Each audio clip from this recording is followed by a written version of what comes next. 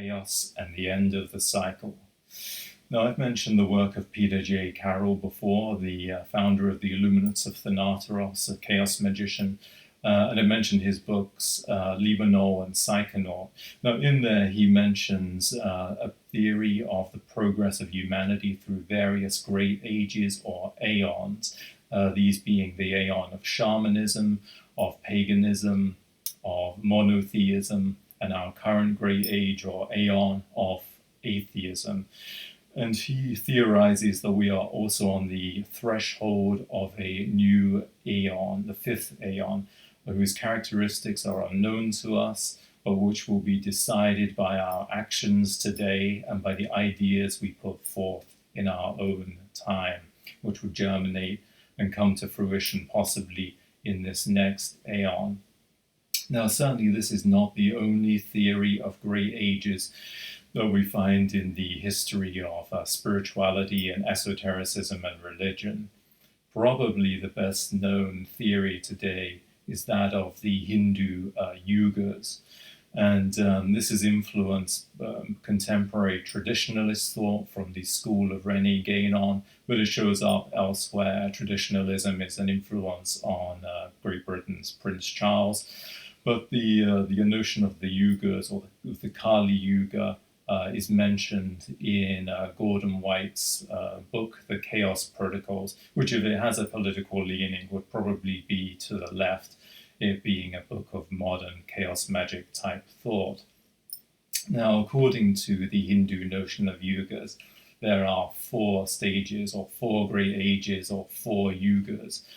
The best of these being the Sattva Yuga, when everything is in harmony, man with nature, nature with God, and so on. And then comes the Treta Yuga, the Dwapara Yuga, and then finally the Kali Yuga, which many people believe that we are in today, especially the traditionalists. The Kali Yuga is characterized by ignorance, darkness, spiritual darkness, the rise of materialism, ignorant people becoming leaders of society, money being more important than spirituality, people getting together on the basis of sexual desire alone, conflict in the family, the destruction of the family, and so on. Some people, it should be said, I believe Rudolf Steiner among them, claim that the Kali Yuga is over and that we have moved out of it into a new Dwapara Yuga. And the dates differ. Some people see it as ending about 20 years ago, others about a century ago. Now, if that is the case, certainly the Dwapara Yuga is off to a pretty bad start. I'm sure that many of us, particularly in 2020, feel that we are on the threshold of a new aeon or a new age, and before that, perhaps an entire calamity in our society or civilization. Now, let's briefly mention a couple of other notions of ages, which talk about an ascent, or things getting better rather than worse. If we can look at the medieval monk, Joachim of Fiore, who theorized that there would be 3 ages: the age of the father, that being of Judaism and of the law, the age of the son, Christianity, and then most controversial of all, of course, coming after Jesus, the age of the Holy Ghost, when people would finally become full individuals. Now, this is, again, strikingly similar to the 20th century theories of Aleister Crowley, who postulated that there was an age of Isis, the age of the great mother cults, according to Crowley, the age of Osiris, the age of monotheism, particularly Christianity, and then the age of Horus, when finally people would attain individuality and would have freedom of expression and would become creative. And again, he saw us on the threshold of this Aeon of Horus. Now, what you may have realized or have noticed is that some of these theories, most notably the Hindu theory, were in decline from the Sattva Yuga to the Age of Darkness, the Kali Yuga. Some of them see us as going down, there being a collapse, an increasing materialism, and catastrophe, chaos, and destruction. particularly in society, in the family, and so on, while others see us being more and more liberated to express ourselves freely. Though there may not be a contradiction in this, since it seems that the theories which talk about decline, Oswald Spengler would be another one of those, tend to focus on society or on civilization, that there is a rise and then a collapse of civilization, whereas the more positive looking theories tend to focus on the individual. And it may be that as society collapses, that there is indeed more possibility for the individual, at least for some individuals, to express themselves creatively, not least of all because all of the restraints of society on them will be gone. Now, I've spoken about these different notions of aeons and great ages in my book, The Three Stages of Initiatic Spirituality, Craftsman, Warrior, Magician. And as the book's title suggests, I've also spoken about these three castes, or these three archetypes, the Craftsman, Warrior, Magician. And now, if, as I have postulated, that these are three archetypes which run through society throughout thousands of years or tens of thousands of years in different ways and are always present with us, then it seems that societies would go through ages or stages that would be dominated by one of these archetypes, one or other of these archetypes.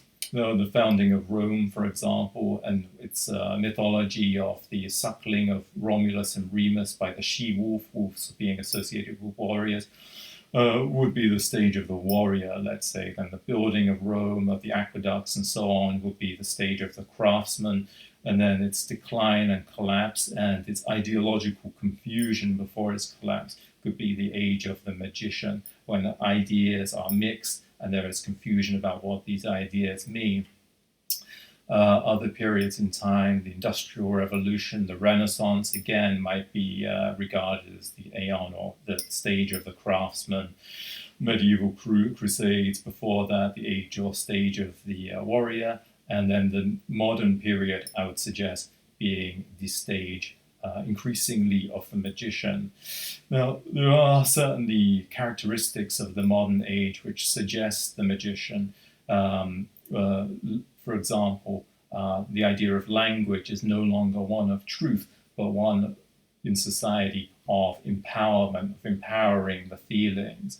Not only do we see this in the very popular positive thinking movement, which has become, in a sense, so popular that it is now almost invisible because it's become dispersed into everything, really, into everything from the culture of weightlifting to politics.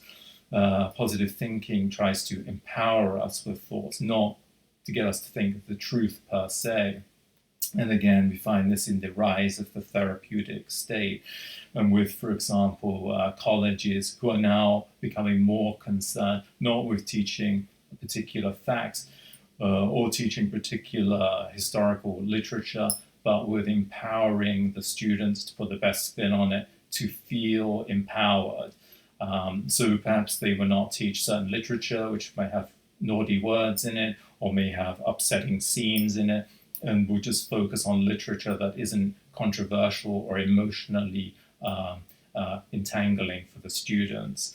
And this would, in a sense, be also wrapped up in the idea of illusion, of casting an illusion, which in the most negative sense would also sort of link back to the magician as the illusionist. And then, of course, we have the rise of gender ambiguity. And, of course, if we go back to the shamanic healer, the shaman priest, we find very often that he or she cross-dresses wearing the clothes of the opposite gender. And gender ambiguity is a very large part of that. And the shaman, in a sense, is able to communicate with spirits and to command spirits, to communicate with gods or goddesses or deities, because he is both embodied nature, being both male and female, and has transgressed against nature. So in a sense has elevated himself above man, above nature. It is somewhat in line with the spirits and with the gods and so on. Again, another characteristic of our time, noticed by Christian critics, but also by people on the left, linking back to the age of paganism. We now, in the Western societies, worship different gods, not necessarily each person, but as a whole. So we have Judaism, Christianity, Islam, Buddhism, Hinduism, Zoroastrianism, and so on, as well as the rise of various neo-pagan religions as well, Druidism, Asatru, and so on. And so Christians and left-wing non-Christians have noticed this phenomenon, likening it to the worship of many deities or many gods, a return to paganism. Though in a sense, in this contemporary time that we're in, this time of uncertainty and change, on the threshold of the Aeon of Horus, or on the threshold of the fifth Aeon, according to Peter J. Carroll, certainly looking around the world, what's been going on this year and perhaps for the last few decades, we see a decline in various aspects of society, a rise of new, sometimes very bizarre ideas, and the potential for absolute collapse or catastrophe or mayhem, possibly. Now, the question is, how can we go forth into this new aeon, or crossing over this threshold of catastrophe? Now, I would return to these archetypes of the craftsman, warrior, magician. Today, we're taught that we must specialize, find a niche, better still, a niche within a niche. Whereas I would suggest that we need to take these three archetypes on board and become all three in one. We are a mind, body, and a spirit, a craftsman, warrior, and a magician. And we have to know these different archetypes. We have to manifest them and be someone who is of the entire aeon, or of all of the aeons together, or all of the yugas together, and not just of one yuga or of one small moment in time. We have to extend ourselves and have the potential to step through any of these eras or aeons and be prepared for anything. In the most positive sense, creative, courageous, and ingenious. Well, that's all I have to say on this subject today. You can check out my website, angelmillar.com, and I will see you soon. Thanks very much.